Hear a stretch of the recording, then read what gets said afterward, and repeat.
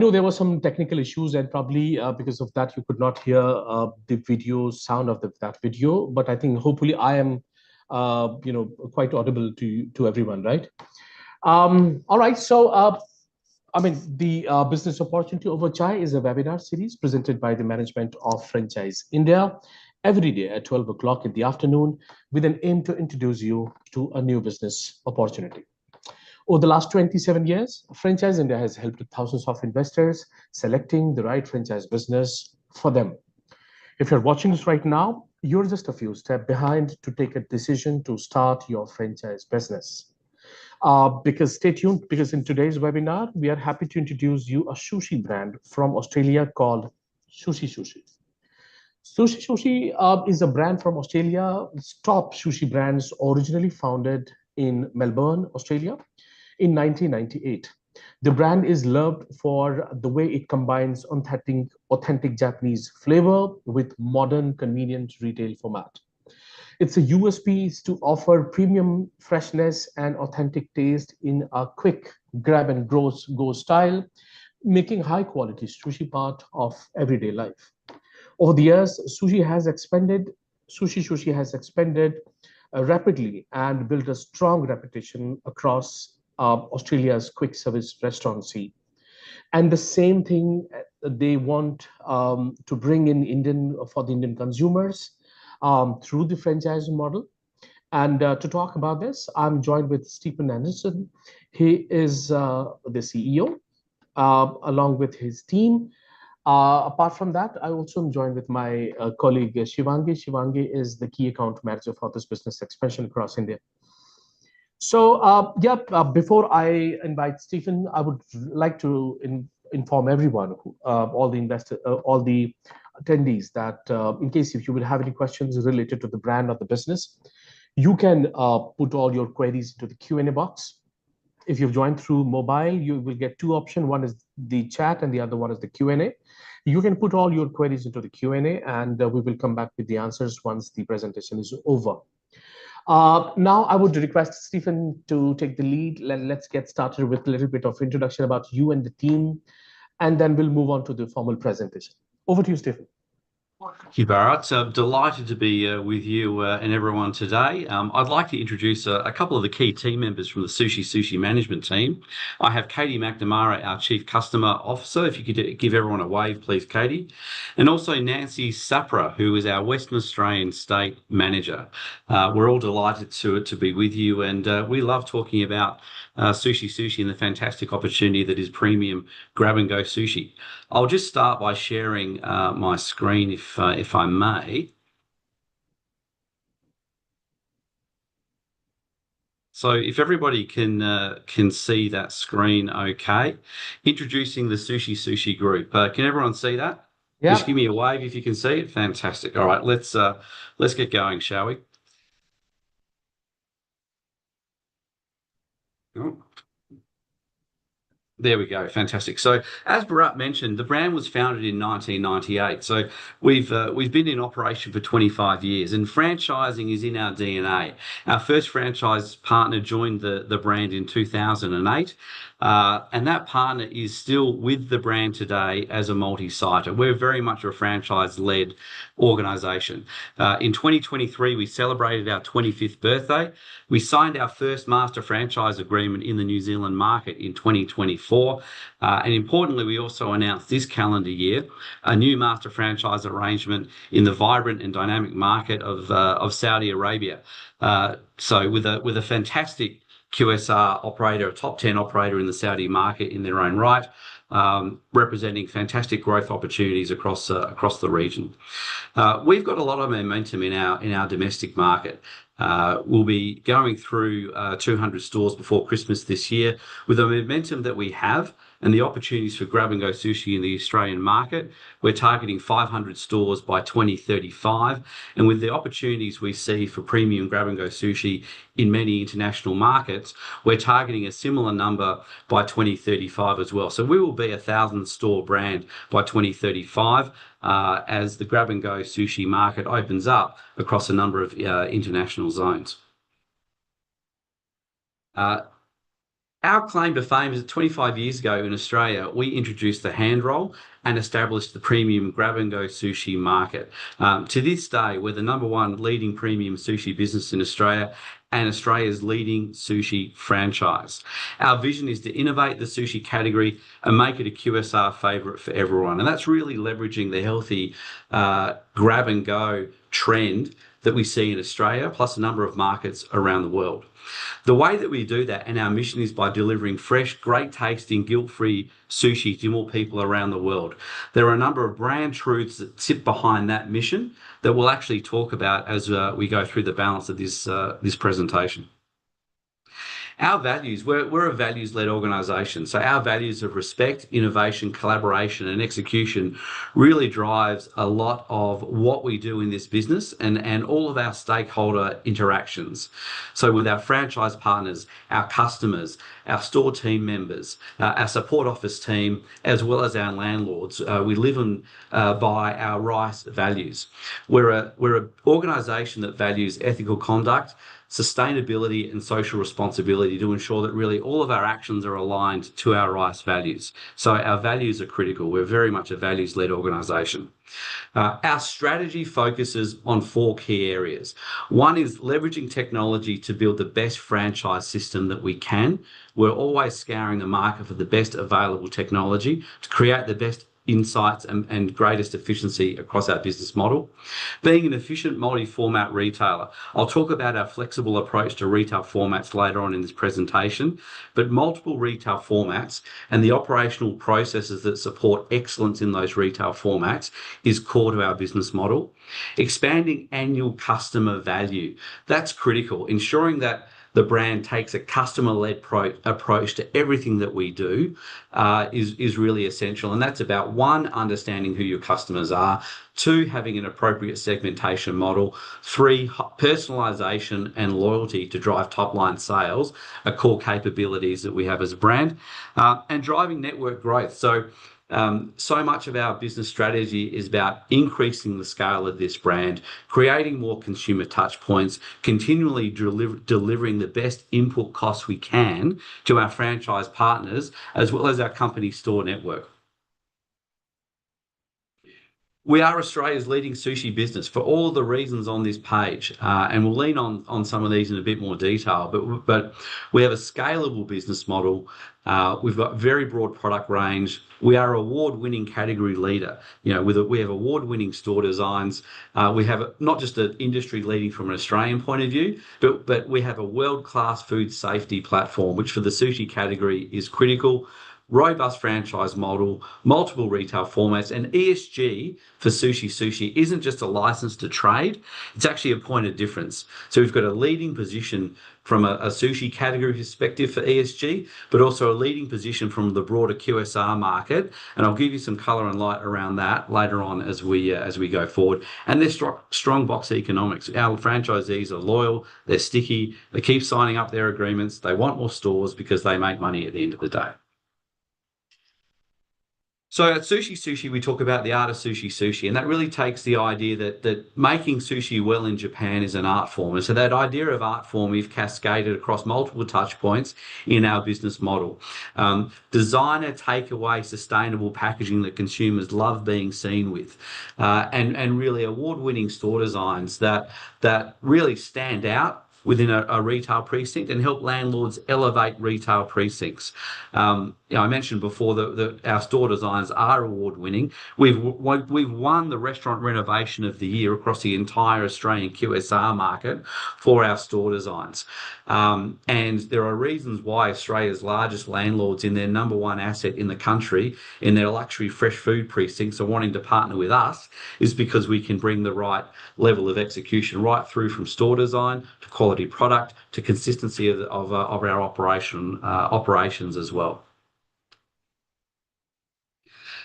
We are an insight-driven and analytical brand. So we do the work to understand how people and how consumers feel about our brand. And this is some analysis we undertook against the top 12 largest QSR brands in the Australian market. So in our home market, against a number of key brand attributes.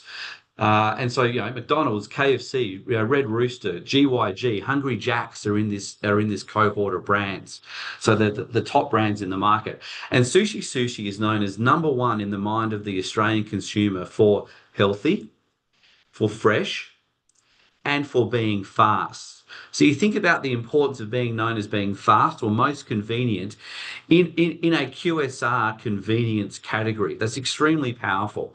Also importantly, in terms of being high quality, we're equal second, and value for money equal third. That's an extremely powerful position to have in the minds of the Australian consumer, and it really does underpin the strength of the brand.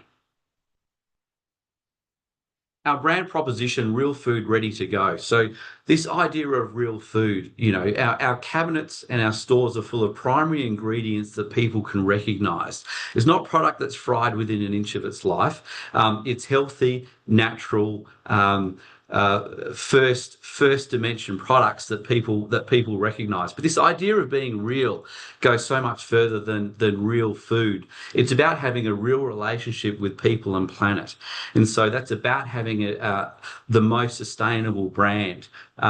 That we possibly can. And it's about having a real relationship with the community and giving back to the community. And all of the research shows that consumers care about brands that give back to the community. Consumers care about brands that are sustainable. And we're moving into a world with climate change reporting where under IFRS standards, that's going to become significant in a lot of markets around the world, and consumers and all stakeholders are going to be better educated around the importance and the impacts of that around the world. And then ready to go, because as the research says, hey, we're the number one brand in the market for being fast and being convenient. So real food ready to go is our brand proposition. In terms of our products and customers, so, we've built a supply chain over 25 years that is specifically excellent at finding the best products in Japan and bringing them to Australia. And also, we've got a global supply chain. We can take that around the world. I'll talk more about that later. But on key ingredients, we go to Japan for authenticity. The soy, our vinegar, we're sourcing these products from the Japanese Alps, from Japanese suppliers that have been making these products for centuries. We use the best nori that any grab and go brand, QSR brand in the market uses. Our inari, our vegetable kakiagi, the vegetable pancakes, our seaweed salad, our squid salads are the best of their kind. It all comes together to create the most premium grab and go brand in the market. And in terms of our fresh ingredients, we source our fresh ingredients locally, and we hold ourselves to very high standards in terms of our sourcing practices. So in terms of salmon, we only source from ASC approved, so that's sustainably farmed salmon. And chicken is RSPCA certified to ensure that animal welfare is taken into account as well. So we go to Japan for authenticity and local for fresh, and we bring it together in a way which makes the most premium grab and go sushi in the market. Our menu, we introduced the hand roll to Australia. Excuse me, and with our founding recipe, with the right proportion of protein to rice to give a better tasting product. Everything we do is about taste. I'll talk more about our in-store operations there in a minute. Today, our product range is expanded to include deluxe items like inari, nigiri, the hanamaki product. They're great snacking items that appeal to current consumer trends. Our platters are fantastic for corporate or family events. And with our Art of Sushi packaging, you're ready to go in terms of hosting an event. The packaging looks fantastic. Sliders are unique to us. They're like little sushi burgers. Panko prawn and crispy chicken sliders are the most popular. They're a great product to eat on the go. The vegetable kakiagi is a great selling product. It's a vegetable pancake that we have in the market. The salads I've mentioned as well, they're the best of their kind that we've spent a lot of time finding the right suppliers out of Japan for. Sushi packs, we have sashimi, tuna, salmon, bento boxes, and an expanding range of hot food. We have gyoza, we have ramen, we have furikake fries and kakiagi chicken as well, karage chicken as well. So, it's a very extensive hot food range. We have about 50 products in our core portfolio. We have over 300 products in our broader range in Australia. Importantly, and I mentioned Saudi Arabia earlier. Importantly, we're adept at localizing our menu to suit cultural tastes, cultural preferences, halal requirements, protein preferences, climate. We're very adept at doing that, and we've done it most recently in the Saudi market, and we're about to launch in Saudi Arabia in the next month, which is going to be a fantastic launch. The Saudis are just taking a huge approach to that launch, which is amazing. The Saudis don't do anything by halves. In terms of our audience, I mentioned, understanding who your customer are is critical. And so, healthy families and independent health seekers, 35 to 54 families, 16 to 34-year-olds, sort of single income or double income with no kids. Those cohorts would probably skew a little bit younger within the Indian market, but they're really important because between them, they represent 50% of the QSR market. And importantly, when it comes to their defining attributes with respect to QSR, they're defined by health.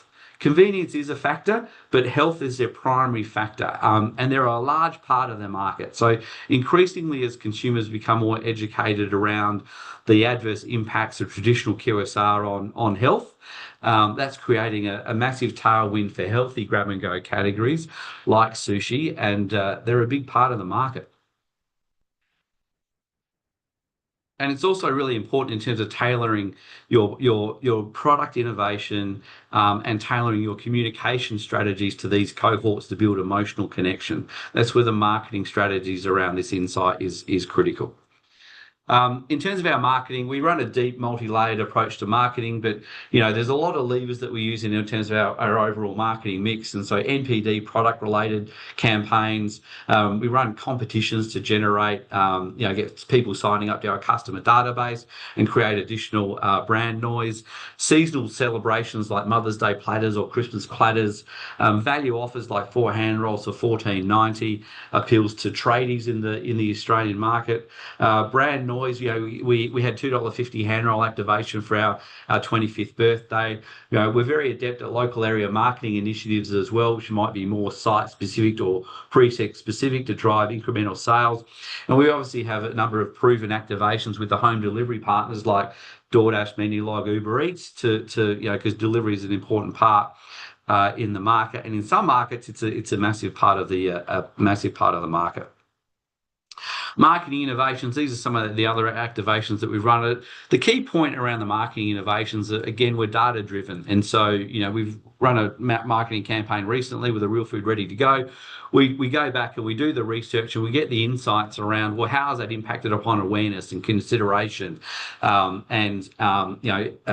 in the last 4 weeks, or what's your most favored brand? And we do that work to make sure that we're actually hitting the right drivers through our marketing activations to get the uplift, to ultimately drive the emotional engagement, to make sure that people are picking sushi within their brand repertoire as much as humanly possible. And so, importantly, we have proven DNA or proven performance around that. And so we know what works and we know what resonates with our target consumers. And so that's really, really critical. Some of the category leading capabilities, again, 25 years in the category, we've put a lot of time and effort into building out some of the organizational capabilities. Food safety is it's just a massive consideration. We use the same food safety platform that McDonald's use. It's the same technology that McDonald's use. We've tailored it for the sushi category, whereas most people from a food safety point of view are using pencil and paper to prove out the application of their food safety programs. We don't do that. Ours is all tech enabled. We've got Bluetooth uploads for pH read for every individual rice batch. We've got Bluetooth uploads for temperature reads, for product temperatures, fridge temperatures. It's all technology enabled into our food safety platform. Same food safety platform that McDonald's use. Importantly, all of it is time bound. There are cleaning actions that are time bound, front of house, back of house. All of it has central reporting in terms of our BI tool. So our national operations team can look at a particular store at a particular time of day and see whether a particular action was undertaken. And of course, we have CCTV installed as well, so we can always triangulate the data, which provides an additional level of assurance around the application of our food safety program. But it's very structured. It also feeds into the incentive framework that we run for our store managers. And so there's hardwiring and soft wiring around these systems and processes across the business model. But it's all about ultimately giving the optimum consumer experience. We'll talk more about that in a second. Operational excellence. So, we've spoken about the quality ingredients. We've spoken about the leading food safety program. Because of the food safety program, we actually have some display advantages. So our hand rolls can be on display at up to 15 degrees for up to 12 hours. And the optimum eating temperature for our hand roll is 10 degrees. It's like a bottle of wine. If it's too cold, it doesn't taste as good, right? Everybody else in the market should be disposing of their product after 4 hours once it's assembled. So because of our food safety program, we actually have a display advantage, which means that we can achieve a better consumer outcome and actually have a better approach to managing production through the course of the day. On top of that, we also use custom fridges. So our fridges don't blow cold air onto the product. It's coil technology, which means it doesn't dry the product out. So the combination of all that is better ingredients, a better food safety program, better display processes, better fridges, all comes together to a better tasting product and a better consumer experience, which is what it's about at the end of the day. ESG, I mentioned ESG and our leading ESG credentials. We have a comprehensive and broad approach to ESG.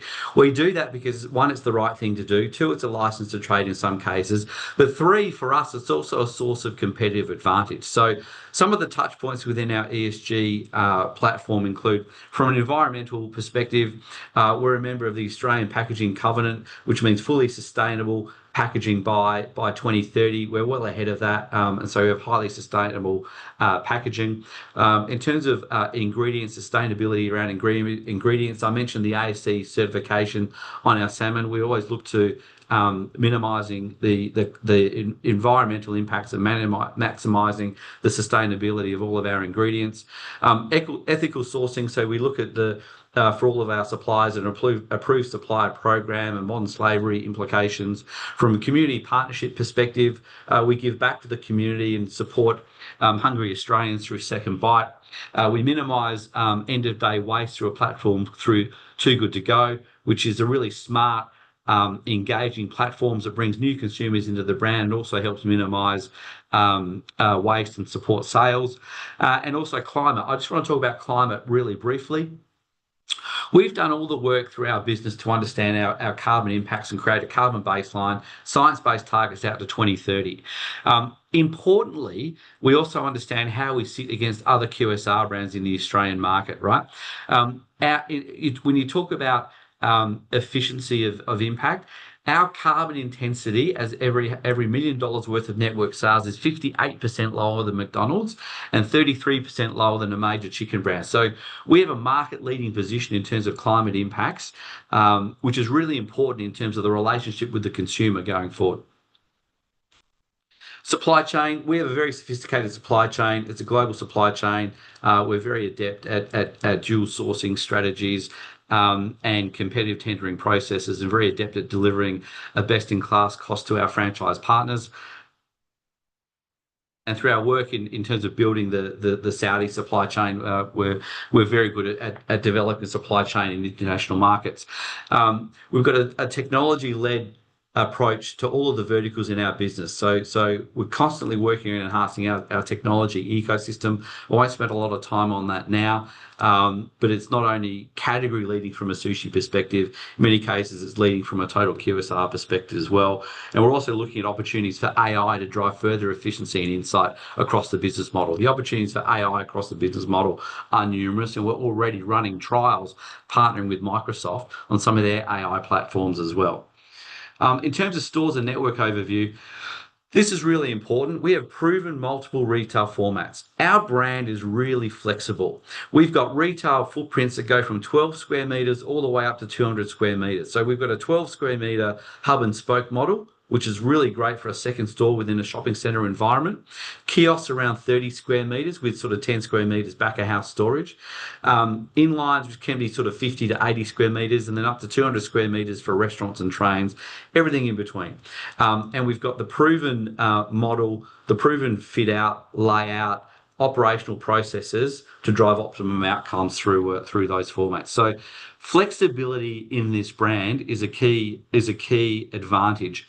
And because of the broader trend for healthy grab and go, because of the flexibility in our retail footprint, we're in virtually every retail setting you can think of. So we're in schools, we're in hospitals, we're in airports, we're in big shopping centres, small shopping centres, regional Australia, zoos. We're in every destination shopping centres. We're in every location that you can think of, and so the growth opportunities really across the market and any market is quite significant.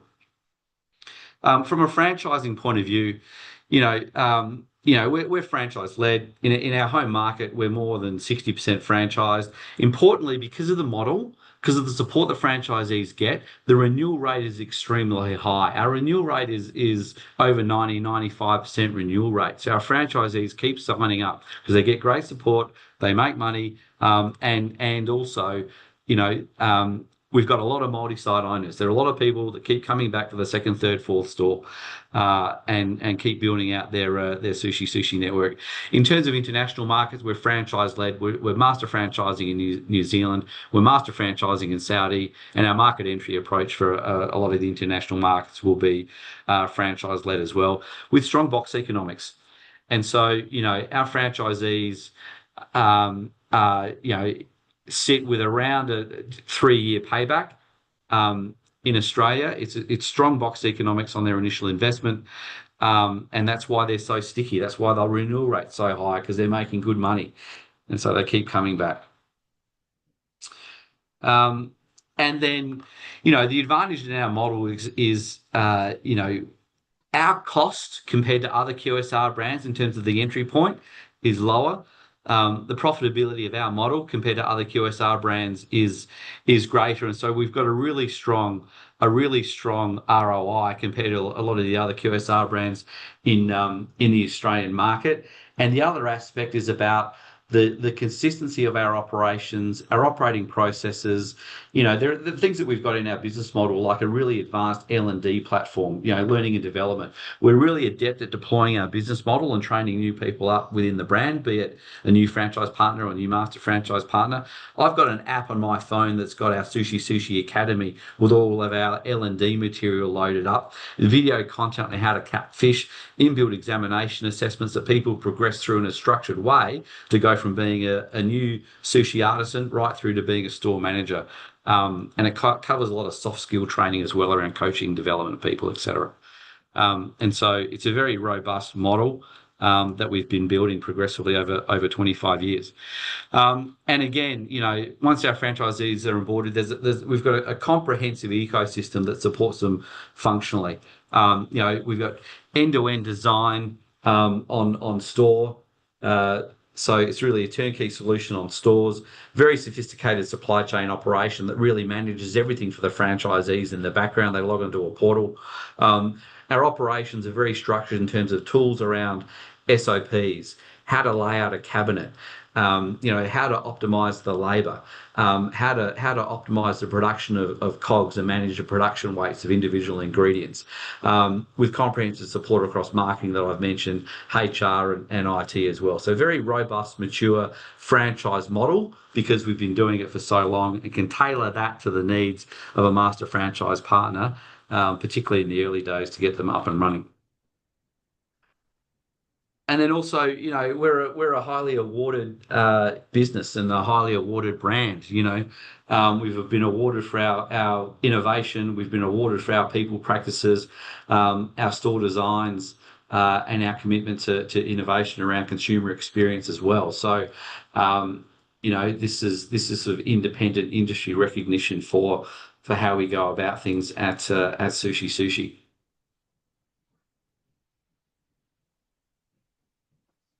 and that was the brand overview. So thank you.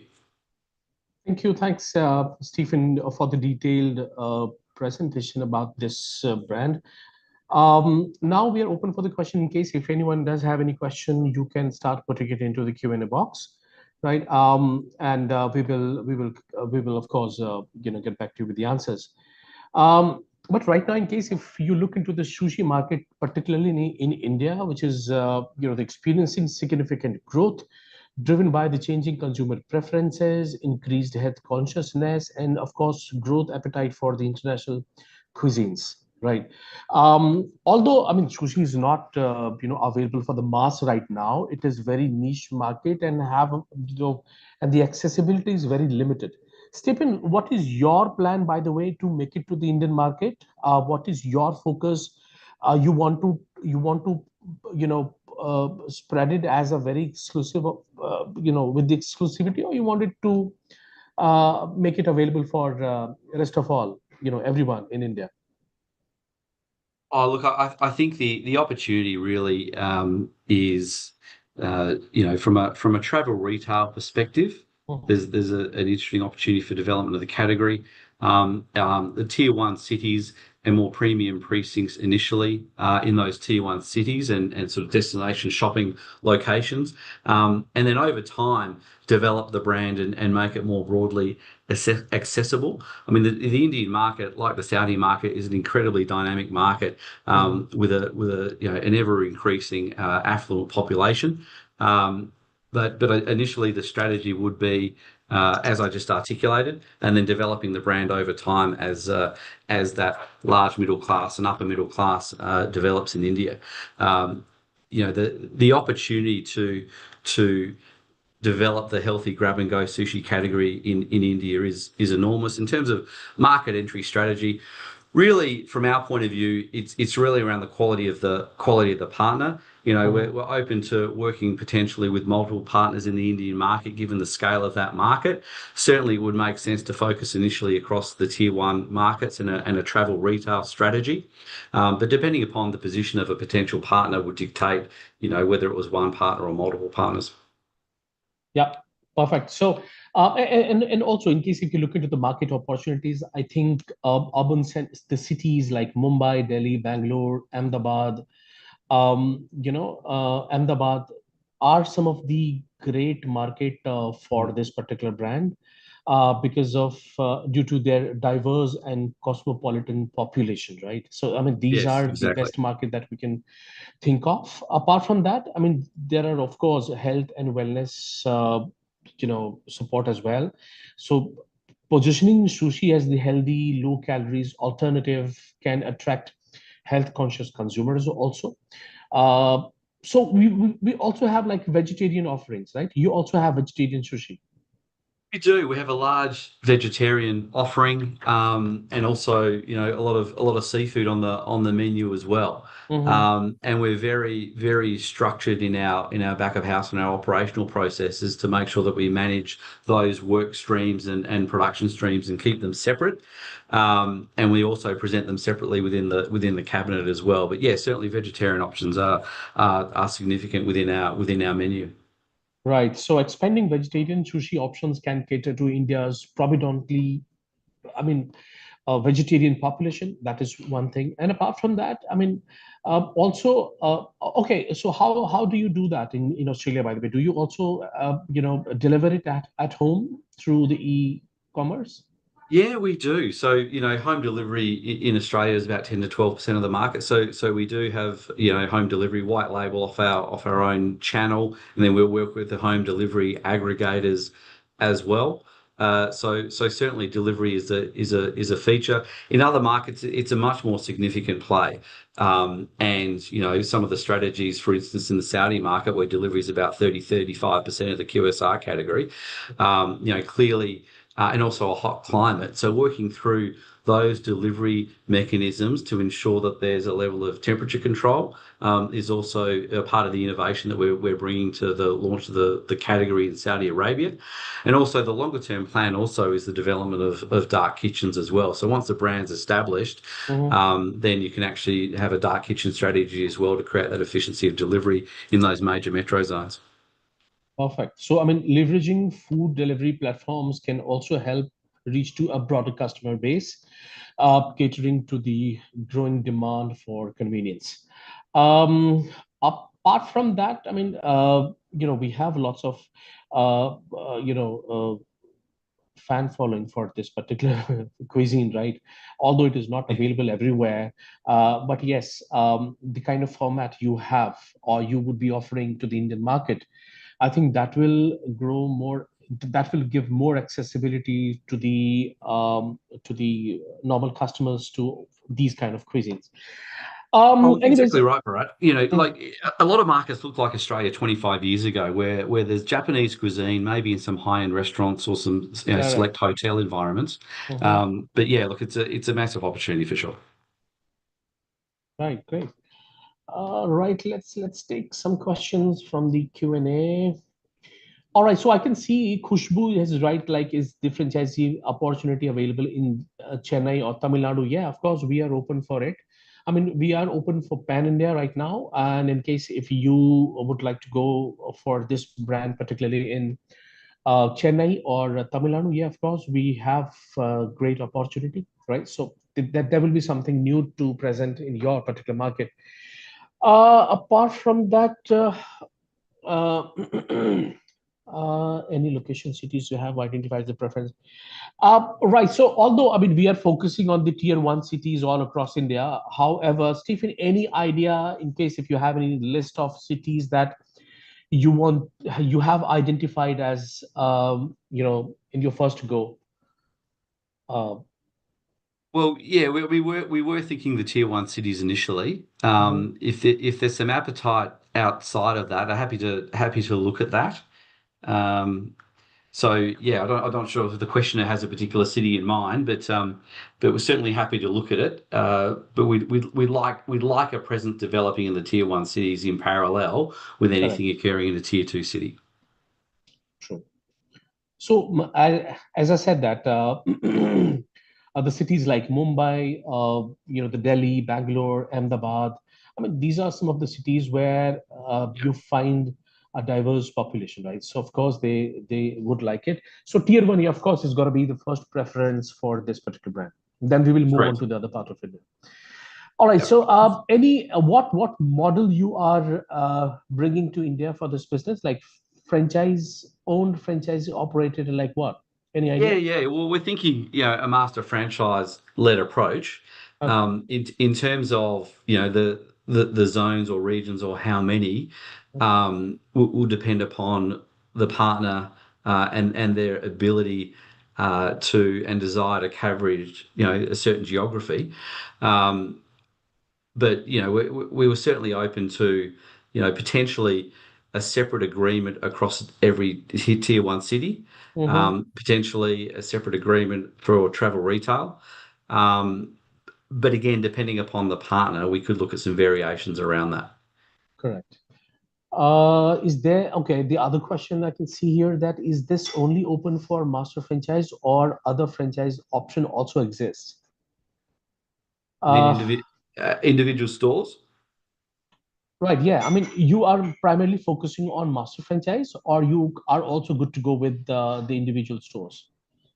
Look, I think we're focused on master franchising Mhm. as a preference. I mean, if there was interest in individual stores, then ideally we'd be marrying them up with a master franchisee in the region. Right. Okay. What is the area required specifically for kiosk and dine-in outlet? I mean, based on your experience so far in Australia, Stephen, what Yeah, do I you mean the think? kiosks. How much area you require? Yeah, like the 30 square meters, even 26, 27 square meters for a kiosk, and then 10 square meters for back a house or off-site storage, packaging, select ingredients, Mhm. um, but that's sufficient for a very successful kiosk operation. And then beyond that, I mean, if you're talking restaurants, then you're getting up to 160 to 200 square meters. Perfect. Let's check the other question. In is the must this? I think, Nakul, we probably already have answered all the questions. Like first, we are focusing on the tier one cities, right? Particularly Mumbai, Bangalore, Delhi, right? I mean, these are the cities where we would be focusing in the first go, and then we'll move on to the other part. Franchise, I think, right. So I was just trying to clarify, Shivani, if you could also help us.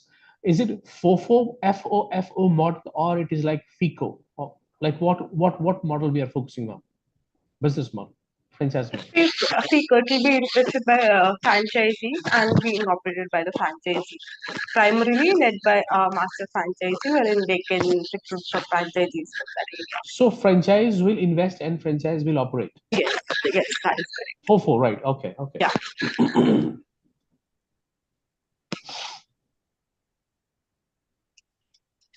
Okay, Chennai has a sizable Japanese expat community and quite a few Japanese restaurants.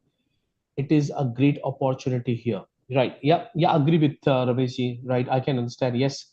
So yeah, Chennai can be one of the great opportunity to start with. I think in case if you Mhm. would like to go for this, my request is to Sure. please get in touch with Shivangi. Shivangi, my request is Uh, to please share your number in the chat box. sure, I'll just put my contact number in the chat box and my email address as well. And whoever is interested, please feel free to reach out to me. Right. So Shivangi already shared the number. It is 9630986610. You can reach out to her for further discussion about the brand and the opportunity size. Again, as we said that we are open for pan India, particularly in tier one cities. It is indeed a great opportunity because this is something you can take it as the first mover advantage because sushi is something which is not available everywhere. We already know this. Although, okay, just one question, Stephen. I mean, I'm not sure, though it is funny, but I mean, would you also be making any changes for the Indian, taste buds? I mean, would you be any? Look, that's where we would work very closely with the partner, and we're certainly open to localizing the menu Mhm. to drive the optimum consumer experience, which may well mean different sauces and different taste profiles for different regions within India. So we're Correct. very open to localizing the menu, and it's one thing that we've done really well within a Saudi context. And to pick up recent food trends as well. So in Saudi Arabia, a recent food trend, there's a lot of use of citrus within the menu development over there at the moment. So we've introduced some innovative products working with yuzu and also mango as part of that menu launch. Oh, right, great. All right. So probably we already have answered all the questions, right? I know that it is just 50 minutes is not good enough to talk everything about the brand and the business model. My request is in case if anyone is interested to go for this brand, my request is to please get in touch with Shivangi. She's already shared her number in the email and in the chat box. You can note it down. But in case if you're looking for this brand, I mean, a number of reasons are there why you should go for this. Of course, the one is the first mover advantage. I'm not saying that sushi restaurants we don't have, but accessibility is very less. I mean, this will really give you something new to offer in your particular market. The brand has already commitment to authenticity and the quality. Stephen already elaborated this pretty well. I mean, he talked about how they are focusing more delivering authentic Japanese sushi made from the highest quality ingredients. Each product is crafted with care, ensuring a genuine and flavorful experience to all the customers. Apart from that, diverse and flexible business model, as he talked, that we have like kiosk and in-stores model as well. So that is what you can go for. Apart from that, Stephen also talked about the comprehensive training and the ongoing support he would be providing from his side as well as from the Frank Global side. So, Sushi provides a world-class training program, including 5 weeks of hands-on instructions, along with the conscious support in areas like real estate selections, marketing, and the operational coaching, along with the friend global support. Apart from that, they already have been running number of stores across Australia and the New Zealand. So this is, of course, established brand, have pretty good experience of running the business. They know how to do this, how they know how to expand it. So, I mean, excellent experience. So that is what you will be getting, right? Because quality and consistency, what they actually follow, and that is how they have managed to explore, open that many stores. And lastly, I mean, Sushi is dedicated to ethical sourcing and sustainability, ensuring that its ingredients are responsibility source, and that is its operational minimize the environment impact. So I mean, everything that you can expect from a great brand. So yeah, that is what we are looking for. We have it, and we are absolutely looking for a great expansion across India. So that's it, everyone from our side. Stephen, thanks so much. But before we end this session, I would really like you to, in case if you would like to share a closing remarks for the investors. Oh, look, India is a vibrant and dynamic market, and really it resembles the Australian market 25 years ago. There's a massive first mover opportunity for someone to really bring premium grab and go sushi to India, and we're ready to partner with investors who are looking to take advantage of the opportunity. There's a reason why the Saudis wanted to work with us to do exactly the same thing in their market, Mhm. and we're ready to do it in India. Right. Yeah, of course. Right. So that's it for the day, everyone. Thanks so much for joining. Stephen, I really appreciate you for explaining the brand and giving this great, the opportunity for the Indian investors. Those who won't like to go for a mover advantage, first mover advantage, in case if you want to grab this opportunity, take it. Trust me, this is really gonna give you an extra mile in case if you go for this. So that's it for the day, everyone. Thanks so much, Stephen, Nancy, Katie, for coming in today and talking about the brand and the business opportunity. I would also like to appreciate Shivangi for helping me drive this webinar. In case if anyone would like to get in touch with us, Shivangi is the right person to talk. She's already shared the number, and we are just now waiting for your call. That's it. Thanks so much, Stephen. Thanks everyone for Yeah, joining.